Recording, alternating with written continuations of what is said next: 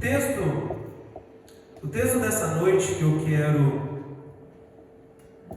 quero compartilhar com vocês está na carta de Hebreus, capítulo 4. Lá no livro de Hebreus, um pouco mais para o fim da Bíblia, antes do livro de Tiago, o livro de Hebreus, capítulo 4, versículo 12, um versículo que todo mundo conhece, mas eu vou ler para nós refrescar nossas memórias do que fala. Mas diz assim, Hebreus capítulo 4, versículo 12: porque a palavra de Deus é viva e eficaz, e mais cortante do que qualquer espada de dois gumes, e penetra até o ponto de dividir alma e espírito, juntas e medulas, e é apta para discernir os pensamentos e os propósitos do coração. E não há criatura que não seja manifesta na sua presença. Pelo contrário, todas as coisas estão descobertas e patentes aos olhos daquele a quem temos de prestar contas. Interessante que as palavras que Paulo utiliza, os termos que ele utiliza para descrever o que é a palavra de Deus para o povo de Hebreus, para os hebreus, na carta de Hebreus, que a palavra ela é eficaz, ela é viva como uma espada de dois gumes, ao ponto de separar alma e espírito juntas e medula. Se você entender o conceito do que é uma junta e medula, do que significa isso que Paulo está querendo dizer, se você ver um vídeo, uma foto do que ele realmente está descrevendo, o tio Doni possivelmente vai entender melhor do que a gente, mas eu vou tentar compartilhar com vocês, é que a medula, conforme ele diz, ao ponto de dividir juntas e medulas, porque é uma coisa muito ligada uma com a outra.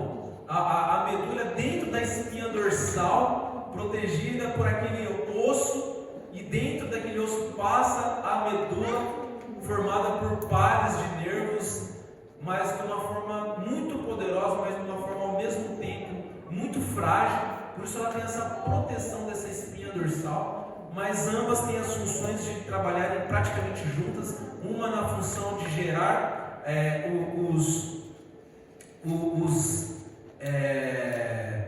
as ações dos nervos, e a outra protegendo. Se você ver a imagem uma da outra, é praticamente impossível você separar, é muito difícil.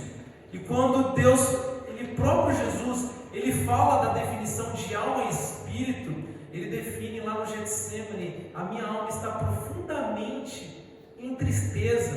E logo em seguida Ele define: o espírito está pronto, mas a carne é fraca, por isso vigia e ora. No mesmo conceito, na mesma história, Deus ele traz o conceito de alma, Jesus traz o conceito de espírito, que muitas vezes, se nós não prestarmos atenção, a gente acaba caindo na mesma definição, dizendo Deus que a alma dele está triste, profundamente triste, que é o conjunto de informações e de princípios e de sentimentos que nós acessamos aquele conjunto, que é a nossa alma, e ela pode trazer informações resumidas através de sentimentos, mas o Espírito é uma outra coisa. O Espírito ele traz a vida, o Espírito é a própria vida. E Paulo, sabendo disso, ele traz essa definição para realmente descrever exatamente o que é a palavra de Deus. Ela é viva, ela é eficaz para dividir as coisas mais difíceis de entender. A palavra de Deus ela tem a capacidade nas nossas vidas de ser um divisor de águas. Quando nós acessamos a palavra de Deus da forma correta, nós entendemos o que a palavra de Deus ela quer dizer, ela muda tudo na nossa vida. A gente não tem como estar disposto à palavra de Deus, estar entregue à palavra de Deus, ter o entendimento da palavra de Deus e nós continuarmos sendo a mesma pessoa. Como Paulo está dizendo, a partir do momento que você começa a se debruçar na palavra de Deus e ela começa a transformar a sua vida, tudo muda, tudo é diferente, não tem como você ser a mesma pessoa. O que Paulo está querendo dizer é que a palavra ela tem esse poder de penetrar profundamente e te dividir em duas pessoas. uma pessoa antes da palavra de Deus e uma outra pessoa após a palavra de Deus.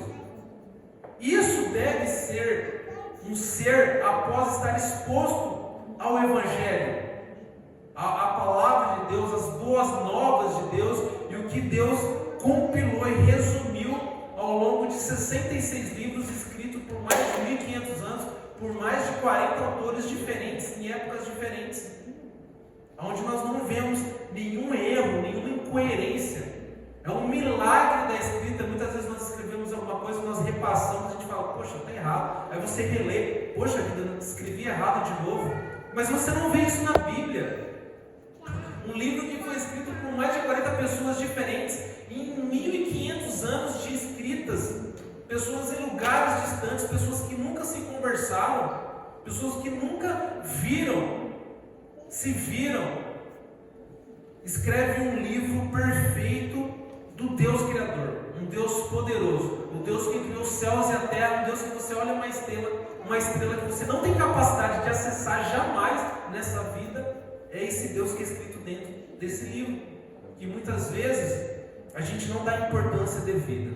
A palavra de Deus, ela deve trazer essa divisão de ser, um ser antes da palavra de Deus e um ser depois da palavra de Deus. Por isso, o tema dessa noite é a caixa religiosa. Porque como que nós possamos sair dentro desse conceito religioso das nossas vidas? Muitas vezes nós somos colocados dentro de uma caixa religiosa, dentro de uma bolha religiosa, que a gente tem dificuldade de furar essa bolha, de avançar, de transpassar esse ambiente. Nós ficamos presos dentro de uma caixa, dentro de uma bolha que não permite nós experimentarmos isso que o Paulo está dizendo. Porque se Paulo está dizendo que a palavra ela é viva e eficaz para separar as coisas mais difíceis de separar, por que não acontece isso nas nossas vidas? Por que eu não sou uma outra pessoa? Por que eu não vou mudando, eu não vou sendo pequenas porções melhores da imagem e semelhança de Deus, dia após dia, mediante a exposição da palavra de Deus? Por que isso não traz mudanças relevantes? Poxa, eu sou uma pessoa completamente diferente do que eu fui um ano atrás.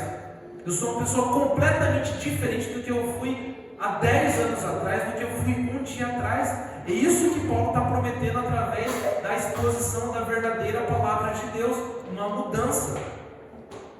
E esse tema provocativo, a caixa religiosa, é uma tentativa de nós entendermos, não de uma forma ruim, mas que nós possamos encarar a realidade que muitas vezes a própria sociedade, as próprias pessoas, a própria cultura nossa, a própria costume familiar muitas vezes nos coloca dentro de uma limitação, dentro de um costume que dia após dia nós vamos vivendo, e nós acreditamos que tudo se resume naqueles costumes, tudo se resume naquelas crenças, naqueles valores. E o que o próprio apóstolo Paulo lhe diz constantemente é que transformar-se pela renovação da nossa mente. É isso que nós precisamos ter, porque o conceito de religião, da palavra religião, é um conceito muito justo até. A palavra religião, derivada do latim religare, é justamente isso que quer dizer. É uma religação do homem com Deus.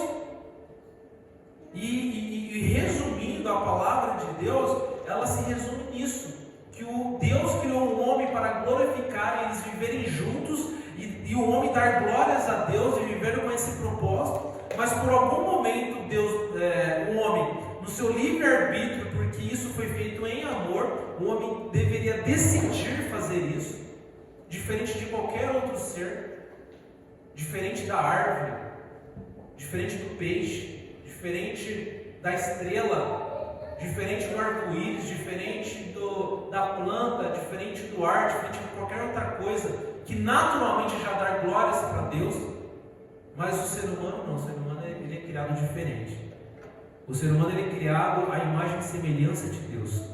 Ele é criado dotado de habilidades e de atributos do próprio Deus. E por isso o homem, sendo a imagem e semelhança de Deus, ele é o único ser que ele adora a Deus voluntariamente. Porque Deus ele tem a capacidade de autoescolha. E Deus, ele empresta, ele cria um homem sendo a imagem e semelhança de Deus para glorificá-lo e essa troca de glórias acontecer entre o homem e Deus. E para essa troca de glórias acontecer, o homem precisaria ser a imagem e semelhança de Deus. Um ser que reproduzisse a imagem de Deus para poder experimentar a glória dele, mas isso deveria ser voluntário. E por isso que o homem é o único ser que ele pode decidir o que ele quer, viver para dar glórias para Deus ou não viver para glórias de Deus. E nesse contexto nasce a religiosidade. A religiosidade é um pouco diferente. A religião, ela explica que o homem por algum momento decidiu não viver o seu propósito, mas imediatamente Deus continua o seu propósito a todo momento, agora na pessoa do Senhor Jesus Cristo, anunciado nesse livro por séculos e séculos, que ele viria e faria sua obra redentora para que o homem continuasse a viver no seu propósito e ele se religasse a Deus. Mas a religiosidade, ela não fala disso. A religiosidade é um pouco diferente. A religiosidade é a saber que você tem um sentimento natural de adorar algo, por razões óbvias, por razões naturais, de cada homem for ser criado para adorar Deus, e ele não encontra esse propósito, ele não encontra na palavra, ou ele não tem interesse de viver esse propósito, mas ele ainda tem dentro dele uma necessidade de adorar, ele vai adorar qualquer coisa que não seja Deus. E por isso nasce a religião, a religiosidade. Por isso nasce o religioso. Por isso nasce as caixas religiosas. Por isso nasce o termo religioso. É um homem que quer adorar, ele precisa adorar, mas ele não sabe o que adorar. Ele sabe que ele precisa adorar porque ele foi feito para isso. Na essência de cada ser humano, ele foi criado para adorar Deus, para dar glórias para Deus. Mas enquanto isso não é feito, enquanto ele não acha a razão da sua adoração, ele adora qualquer coisa. Ele adora um trabalho, ele adora um filho, ele adora um corpo, ele adora uma pessoa, ele adora muitas vezes as suas atividades, ele adora a sua história, ele adora qualquer coisa. E ele começa a se tornar, o coração do homem, ele é uma fábrica constante de ídolos. A todo momento no coração do homem, ele é uma fábrica de ídolos, de idolatria. Muitas vezes idolatria da história, idolatria dos ministérios, idolatria da obra, idolatria do prédio, idolatria de qualquer outra coisa. Esse é o perigo da religiosidade. O homem que ele quer adorar, mas ele não sabe o que. E o que faz muitas vezes nós servirmos a Deus, o que faz nós realmente adorarmos a Deus e a gente não obedecê-lo? Porque muitas vezes nós dizemos e nós até entendemos que nós devemos adorar o Deus Criador, nós devemos adorar esse Deus da Bíblia, e porque muitas vezes nós dizemos que nós queremos adorar, mas nós não adoramos como Ele pede para ser adorado. Porque muitas vezes nas nossas falas existe o eu não quero. Porque muitas vezes nas nossas falas existe eu não estou afim. Eu não estou afim. Eu não curto muito esse negócio não. Hoje eu não quero. Olha, até fazer isso eu vou, mas fazer isso aqui eu não vou. Eu adoro Deus na igreja, eu adoro Deus na minha família, no meu trabalho, deixa que eu resolvo. Nas minhas finanças aqui é eu que resolvo. Porque muitas vezes, nas nossas falas, existe pessoas que muitas vezes falam, para com isso, você leva muito ao pé da letra. Por que isso soa muitas vezes assustador? Pessoas que realmente, nossa, essa pessoa, meu Deus, ela é chata, ela quer fazer tudo certinho. Já viu termos assim? Pessoas que são tratadas, que são muitas vezes esculachadas por querer obedecer a palavra de Deus. Não, aqui não é desse jeito. Até lá na igreja nós vamos fazer de algum jeito. até na vida ministerial, mas na minha vida familiar eu resolvo. E aí começa a gente adorar o Deus, mas não querer obedecer o que esse Deus manda.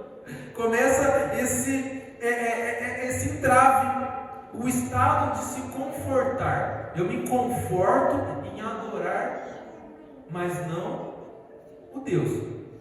Eu me conforto de achar o meu estado de adoração, que eu fui criado enquanto sou uma criatura, enquanto eu sou um ser humano. Amém? Vocês estão aqui comigo? Está todo mundo comigo aqui? Eu estou em conforto por ser um ser humano. Eu fui criado para adorar, mas eu adoro qualquer outra coisa.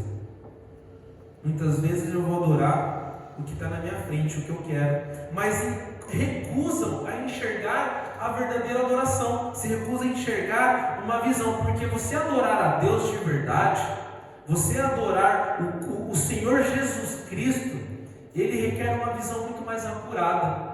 Você ter coragem hoje em dia de realmente, eu adoro a Jesus, para a qual eu fui criado de fato, é você ter uma visão muito mais avantajada, é uma visão muito mais profunda, é uma visão muito mais longa, é uma visão de fé. Hoje em dia, você souber e você realmente viver o que a palavra de Deus diz, e você ser realmente uma outra pessoa, é você ter uma visão que as pessoas não veem, uma visão muito mais apurada. E é justamente o que está acontecendo aqui nessa carta de Hebreus. Os hebreus, acostumados a viver com a religiosidade, acostumados a fazer os sacrifícios, a matar a ovelhinha, e todo dia, todo domingo e todo ano fazer um sacrifício, eles estavam acostumados com essa adoração, eles estavam acostumados com esses ritos religiosos. E quando vem Paulo e fala que isso não precisa mais ser feito, que agora o sacrifício foi feito pelo Cordeiro, e ele rompeu o véu, que a gente não poderia ter o acesso aos santos dos santos, porque ainda o sacrifício perfeito não tinha acontecido, mas que todos aqueles sacrifícios, eles remetiam a um sacrifício perfeito que haveria de acontecer. A notícia que Paulo está dando aos hebreus, o povo de Deus, o povo religioso, é essa: agora o Cordeiro veio, Jesus morreu e Jesus ressuscitou. Agora nós adoramos Ele, o sacrifício já foi feito, o véu já se rasgou, agora o homem ele já tem contato direto com o próprio Deus. Agora não precisa mais de uma ovelhinha para apontar esse sacrifício, mas agora nós somos o próprio sacrifício. Assim como o próprio Paulo diz: rogo-vos, pois, irmãos, que vós sois sacrifício vivo, santo e agradável a Deus. Agora o sacrifício somos nós, dia após dia, vivermos para que nós somos criados. Nós somos criados para dar glórias para Deus. No dia a dia, em sacrifício, quando você decide não fazer algo que desabona a Deus, não fazer algo que entristece a Deus, mas você decide fazer coisas que Deus acha justo. Quando você decide não mentir no seu trabalho, quando você decide amar e ser fiel à sua esposa, quando você decide ser submissa ao seu marido, todas essas decisões são sacrifícios que hoje nós devemos tomar como sacrifício vivo diariamente. E essa é a visão que a palavra dá. É isso que Paulo está querendo dizer para os hebreus. Agora é uma nova história. A palavra ela é viva e ela é eficaz para ela separar, ela ser um divisor de águas na vida de vocês. Quando a palavra ela vem, quando as boas novas vêm, que ela veio aos hebreus, ela deve trazer mudança, ela deve trazer uma nova visão. E aí a gente sai dessa caixa religiosa, a gente sai das ações religiosas para quais nós somos criados para adorar. E muitas vezes quando a gente não adora a Deus, a gente adora qualquer outra coisa, e nós nos tornamos fábricas de ídolos. Por isso, no próprio livro de Hebreus, no capítulo 4 que nós acabamos de ler, esmiuçando um pouco o que Paulo quis dizer, ele diz assim, no próprio versículo 12: porque a palavra de Deus ela é viva e eficaz, e mais cortante do que qualquer espada de 2 gumes, e penetra até o ponto de dividir alma e espírito, juntas e medulas, e é apta para discernir os pensamentos e o propósito do coração. E o que eu quero chamar a atenção nisso que Paulo escreveu é que a palavra de Deus, ela tem o poder de você enxergar o seu propósito.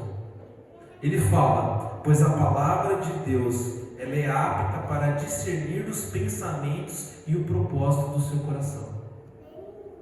A religiosidade, ela não te dá capacidade de você enxergar o seu propósito. Os ritos religiosos, a gente tomar um banho e vir para a igreja de domingo, a gente dedilhar um violão, a gente passar um pano na igreja, a gente cantar um louvor e a gente fazer os ritos religiosos, não traz a capacidade de você enxergar o que Deus tem para você ou para que Deus criou você.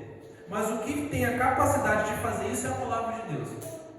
A palavra de Deus, ela é capaz de fazer você enxergar o seu propósito, enxergar a razão pela qual você foi criado.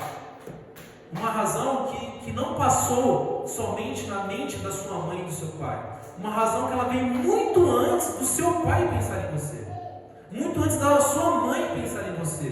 Por mais que você pense: poxa, eu não tive um bom pai, eu não tive uma boa mãe, por razões deles serem perfeitos, mas você teve um pai que pensou em você e projetou você muito antes do seu pai, da sua mãe, dos seus avós pensarem em você, de sonharem com a sua existência. E Deus, na sua imaginação, no seu pensamento, quando Ele te forma, o que passa na mente de Deus em te criar é fazer com que você dê glórias para Ele. Quando Deus ele começa a pensar em você, Ele começa a te formar, Ele pensa em te dar de presente para Jesus Cristo.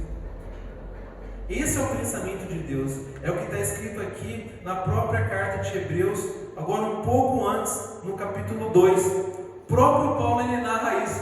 Olha só, carta de Hebreus capítulo 2, no versículo 13. Ele diz assim: e outra vez eu porei nele a minha confiança, e ainda, eis que estou eu e os filhos que Deus me deu.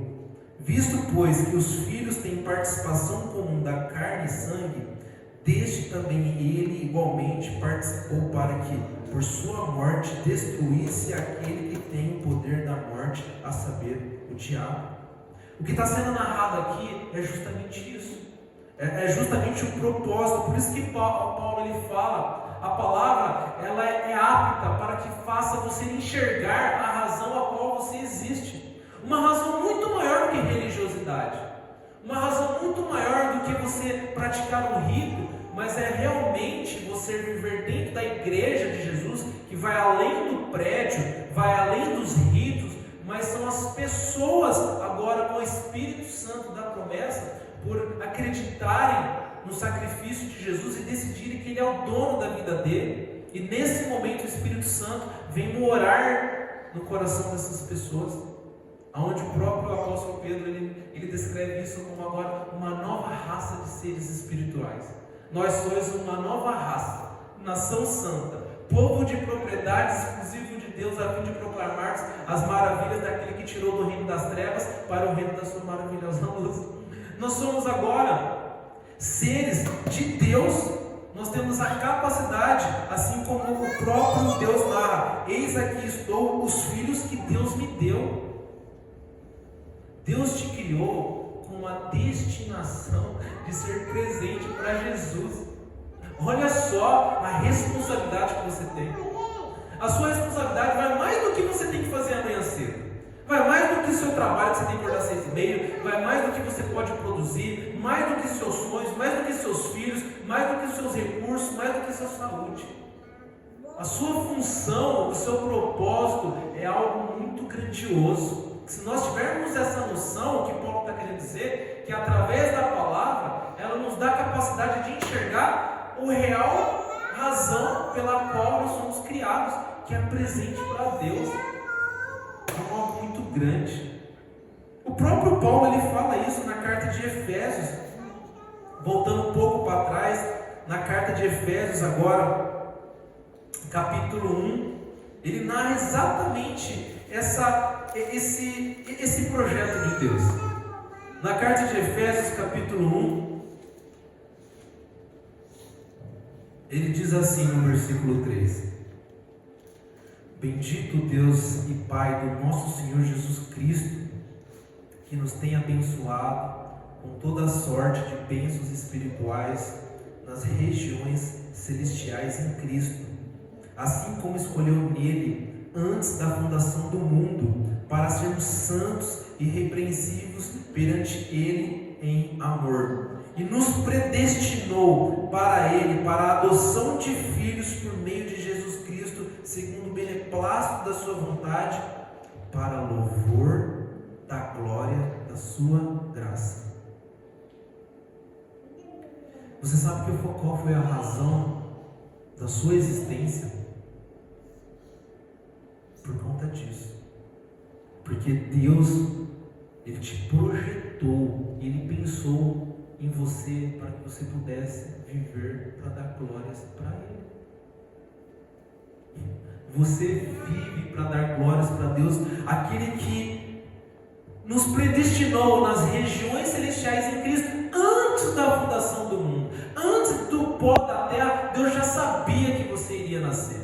Ele já tinha pensado em você, Ele já tinha te projetado, Ele já tinha colocado os anseios, os seus sonhos, as suas vontades, os seus dons, as suas características, para que isso servisse de glórias para Ele. Essa é a razão da existência de todos nós aqui nessa noite, embora você queira ou embora você não queira. A verdade é que tem uma palavra que define muito bem as escolhas do ser humano, é que bendito seja Deus Pai do nosso Senhor Jesus Cristo, que nos predestinou para Ele, como adoção de filhos, para sermos santos e irrepreensíveis perante Ele em amor. Tudo isso é em amor. Nós somos a imagem e semelhança de Deus, e por nós sermos a imagem e semelhança de Deus, você pode escolher a todo momento em viver o seu propósito e não viver o seu propósito. Assim como a carta de Paulo dos Hebreus diz, a própria carta do Hebreu diz: pois a palavra de Deus é apta para discernir os propósitos. É a palavra de Deus, irmãos, não é a religião, não é a religiosidade que vai dar a capacidade de você enxergar a razão para que você foi criado. Mas a palavra de Deus, ela deve vir com esse poder, ela deve vir com esse divisor de águas, ela deve vir com uma espada de dois gumes, ao ponto de separar juntas e medulas, alma e espírito. A palavra de Deus, ela tem que entrar nas nossas vidas e ela mudar as nossas vidas, ela mudar o nosso pensamento, ela mudar a nossa visão para a qual eu faço as coisas, que tudo que eu tenho agora é para Deus.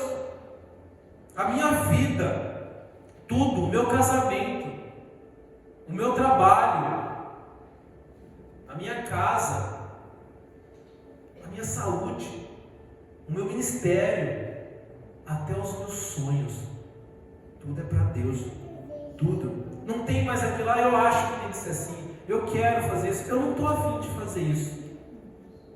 Ou como outras coisas, olha, eu até sirvo Deus, mas eu vou servir Deus em casa. Olha, eu até sirvo Deus, mas olha, no meu trabalho eu não vou servir. A igreja não pode talvez te salvar, mas o Deus que salva, Ele pede para você ir na igreja. E a condição dele ser o seu Deus é aquele que manda, aquele que te criou, porque nós não fomos autocriados e nós não temos capacidade de sabermos o bem e discernir o bem e o mal.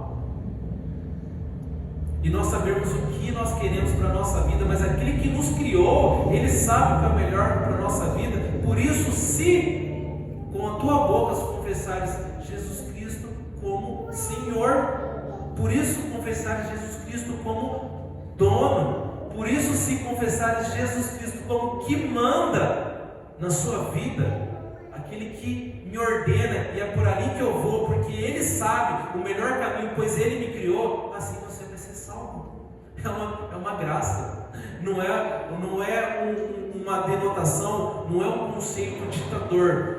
Me obedeça e eu te salvo, mas é um conceito de graça, é um conceito de misericórdia. Eu sei o que é bom para você, eu te criei, para esse fim. E qualquer coisa que não esteja dentro desse fim vai ser uma tristeza, porque você não foi projetado a não ser para dar glórias para Deus. Por isso nós vemos pessoas com tudo, pessoas que têm tudo, mas não têm nada. Por isso que muitas vezes a gente vê pessoas dentro da própria igreja, anos dentro da igreja, com dramas, depressões, problemas, angústia, quando o próprio Deus fala, lançando sobre mim as suas ansiedades, pois eu tenho cuidado de vós. Por isso, humilhai-vos debaixo da poderosa mão de Deus. Humilhai-vos no conceito de falar, Deus, eu desisto.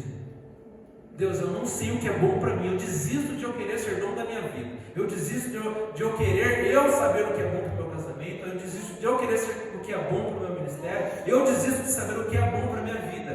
Por isso a Bíblia diz, humilhar-vos debaixo da potente mão de Deus. Muitas vezes o que a gente precisa para resolver as nossas depressões, para resolver os nossos dramas, para resolver os nossos problemas, é se humilhar. Deus, o que o Senhor quer que eu faça? Eu faço. Eu não gosto, mas contudo eu vou fazer.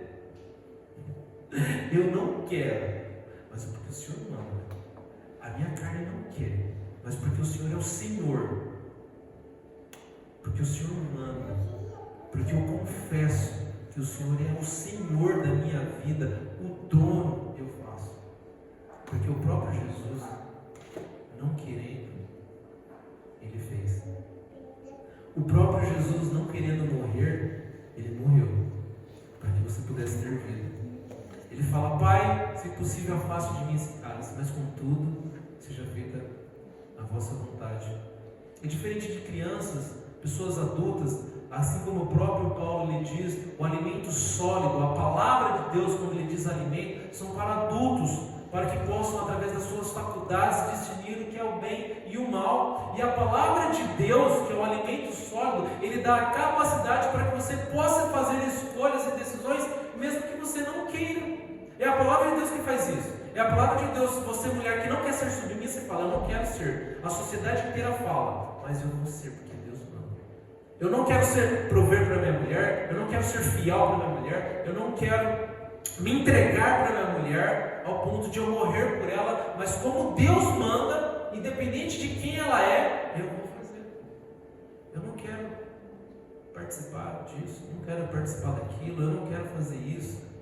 Mas não tem a ver com você, tem a ver com o que você participa na igreja de Deus, tem a ver o quanto as pessoas vão ver quem é Deus e o Senhor na sua vida. Muitas vezes a pior coisa da nossa vida é a gente nascer dentro do berço cristão. Às vezes a pior coisa da nossa vida, se a gente não discernir, não entender, é a gente ter a credencial de um crente de 20 anos, 30 anos. Eu sou crente há 40 anos. Se não tiver a palavra de Deus, a gente usa isso como carteirada religiosa para todo lado. Isso não muda nada.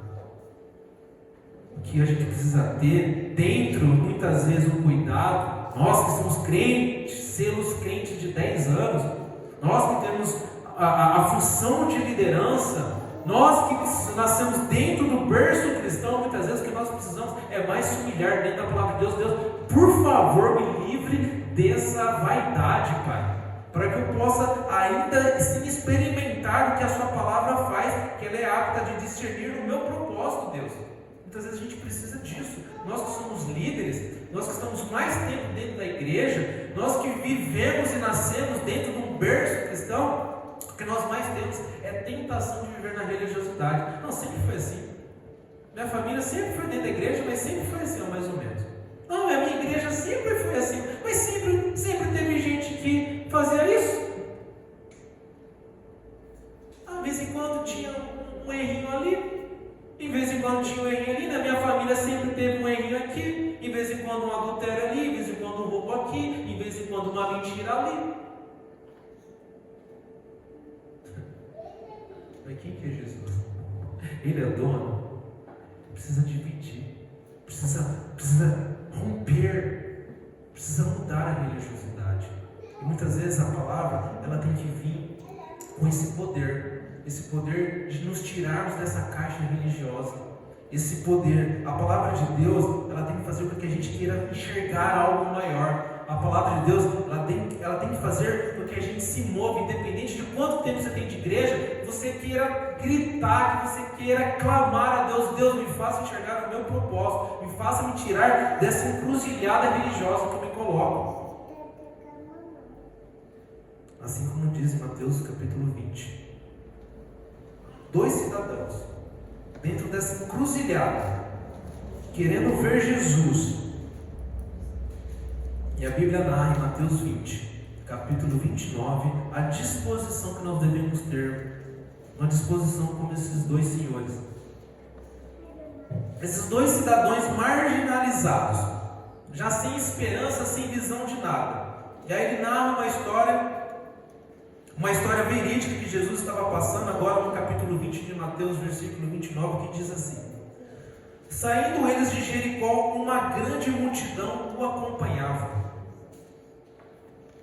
E eis que 2 cegos, assentados à beira do caminho, tendo ouvido que Jesus passava, clamaram: Senhor, Filho de Davi, tem compaixão de nós. Mas a multidão os repreendia para que eles calassem, e eles, porém, gritavam cada vez mais: Senhor, Filho de Davi, tem misericórdia de nós. Então, parando Jesus, chamou-os e perguntou: o que quereis que vos faça? E muitas vezes o que a gente precisa ter nas nossas vidas é somente essa disposição. Muitas vezes a gente está dentro da igreja, muitas vezes nós estamos dentro da classe religiosa, mas nós estamos na beira do caminho. A gente está na superficialidade do que nós possamos viver para Deus. Nós vivemos para Deus mais ou menos. Nós ainda não tivemos a divisão. Nós ouvimos alguma coisa assim como os hebreus tinham ouvido falar: não, existia um Deus que tinha um sacrifício. Agora eu ouvi que esse Deus que era profetizado, esse Messias veio, morreu e ressuscitou na cruz, e ele provou e ele profetizou e cumpriu tudo que era profetizado, mas eu ainda quero sacrificar um pouquinho os cordeirinhos. Eu ainda quero viver a minha religiosidade. Para com isso. A palavra, ela veio para dividir. Agora é uma nova vida. Agora vocês são sacrifício. E que nós precisamos muitas vezes é ter essa disposição desses 2 cegos. Muitas vezes à beira do caminho, a marginalidade da religião, ouvindo de Jesus, a gente tem que gritar mais alto. Às vezes quando a multidão, como clama, como diz, mas a multidão o repreendia para que se calasse, o que tem feito que tem te calado?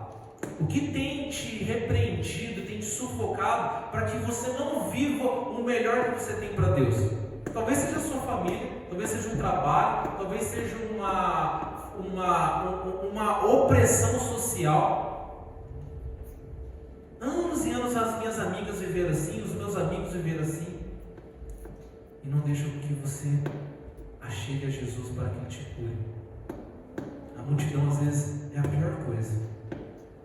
Às vezes a multidão é a pior coisa para fazer com que a gente não experimente o melhor de Jesus, que Jesus não traga cura, porque muita gente está falando: deixa disso, muita gente está indo para um lado. É só você olhar para os bancos, é só você olhar quantas de pessoas que não querem buscar Jesus e quantas pessoas versus quantas pessoas querem realmente servir Jesus.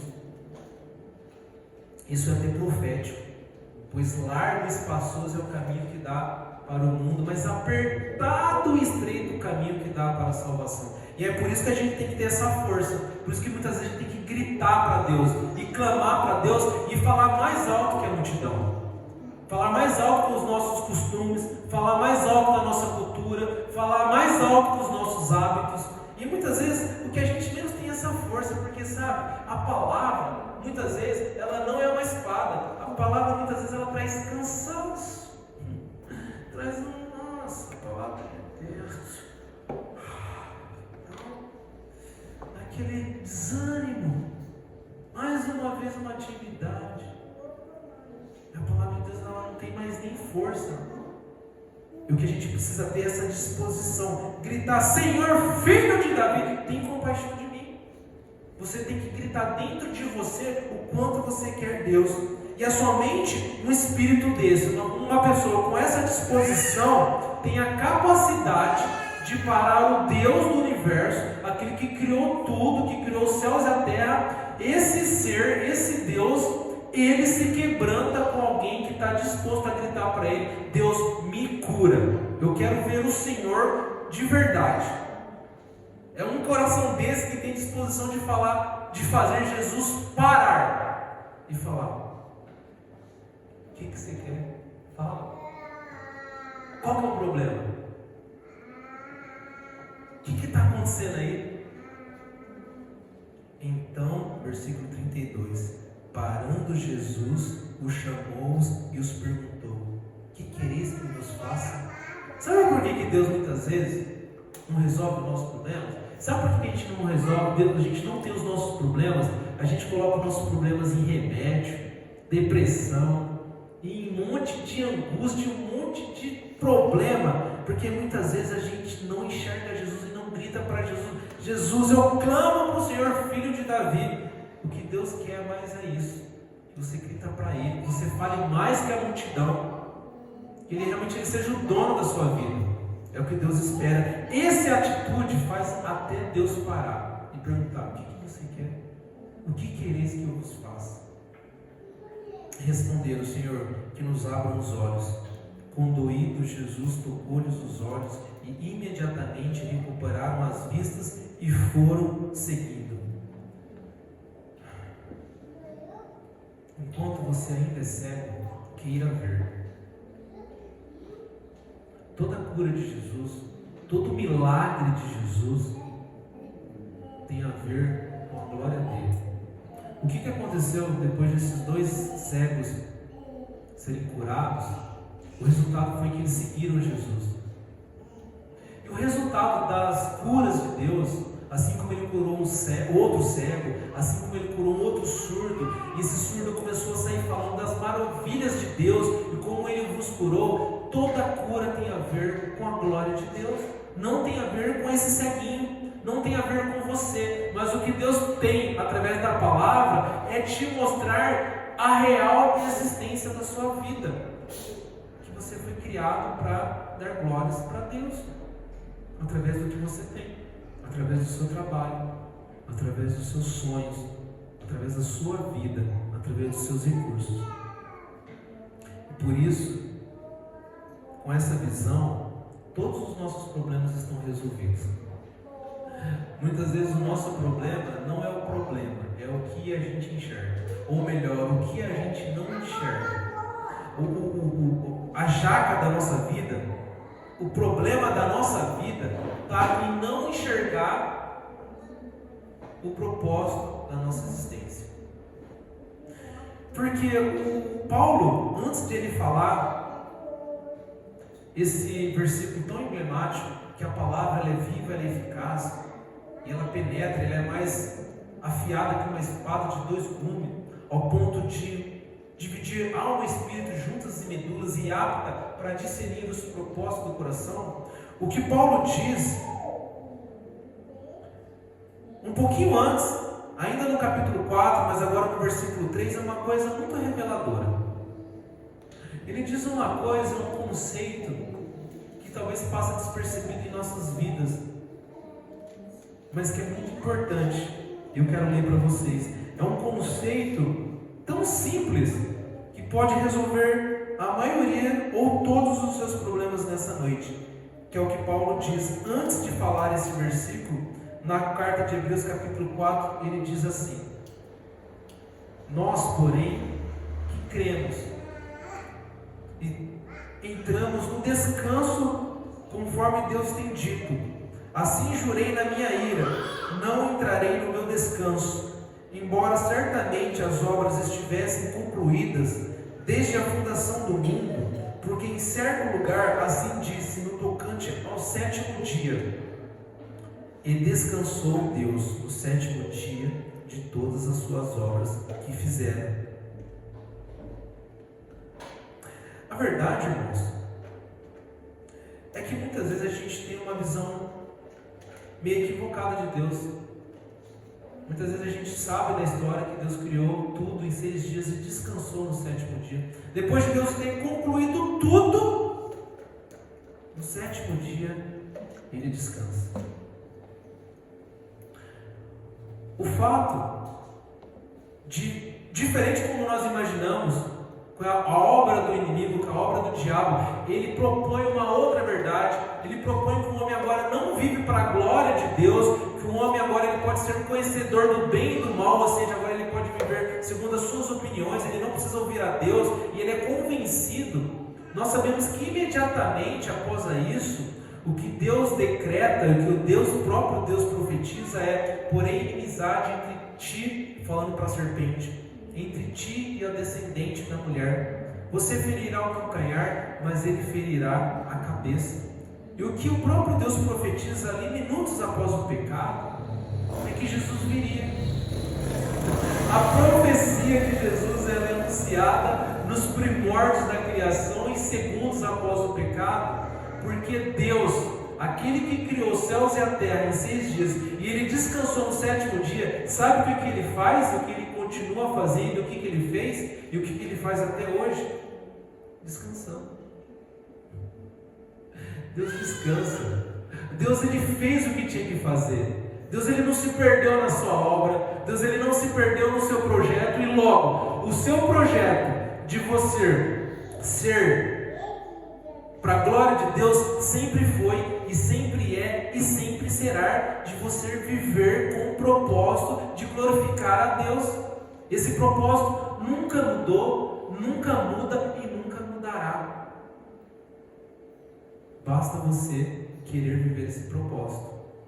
Porque o que ele fala, que assim como aqueles que viviam no Egito, assim como aqueles que estavam acostumados com a religiosidade do Egito, não quiseram entrar na terra prometida, ou não entraram no descanso de Deus, ou seja, pois Deus pela sua ira, pelas suas obras, que eles não quiseram aceitar, eles não entraram no descanso de Deus, por estarem presos à religiosidade do Egito. Ele fala a mesma coisa, porque Deus descansou no 7º dia, e essa é a sua decisão. Salvo algumas pessoas como Josué, Caleb, Arão, entraram na terra prometida, o que Deus está falando para você é: se você quiser, se você decidir, você pode entrar no descanso de Deus. O descanso de Deus sempre esteve lá. Não tem a ver com o que o diabo fez ou o que o diabo deixou de fazer, porque o resultado do diabo nós já sabemos, ele já perdeu, ele já foi sentenciado, ele já não vai mais existir daqui a pouco. Mas o descanso de Deus sempre existiu, sempre existe e sempre existirá. E muitas vezes os nossos problemas é porque a palavra ela não divide, ela não faz nós tornarmos uma outra pessoa. A palavra muitas vezes nas nossas vidas não nos transforma ao ponto de realmente falar: eu sou uma outra pessoa. A palavra me dividiu ao ponto de agora eu deixar tudo que era para mim e usar tudo isso que eu tenho para a glória de Deus.